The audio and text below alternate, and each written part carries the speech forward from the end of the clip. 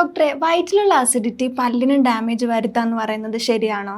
ശരിയാണ്. അസിഡിറ്റി പല സമയത്ത് നിങ്ങളുടെ പല്ലുകൾക്ക് ഡാമേജ് ഉണ്ടാക്കും. അതെങ്ങനെയാ?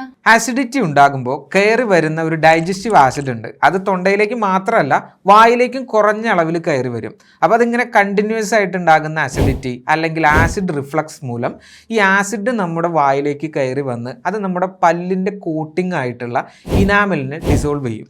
അപ്പം അങ്ങനെ ഇനാമൽ ഡിസോൾവ് ആയി കഴിയുമ്പോൾ പല്ലിന് മഞ്ഞ നിറം ഉണ്ടാവുക, പല്ലിന് ബലക്കുറവ് ഉണ്ടാവുക, കൊഴിഞ്ഞു പോവുക തുടങ്ങിയിട്ടുള്ള പ്രശ്നങ്ങൾ വരും. അപ്പോൾ പല്ലുകളുടെ പ്രശ്നത്തിൻ്റെ റൂട്ട് കോസ് ക്രോണിക് അസിഡിറ്റി ആണെങ്കിൽ അവ മാറ്റിയെടുക്കാൻ ആദ്യം അസിഡിറ്റിയെ കൺട്രോൾ ചെയ്യണം. അപ്പോൾ ഈ അസിഡിറ്റി മാറ്റിയെടുക്കാൻ എന്താ ചെയ്യണ്ടേ? അസിഡിറ്റിക്കും അതിനോടനുബന്ധിച്ചിട്ടുള്ള ദഹന പ്രശ്നങ്ങൾക്കും നമ്മുടെ ഹെർബലി ടച്ചിന്റെ ഡൈജഷൻ കോംബോ വളരെ ഫലപ്രദമാണ്.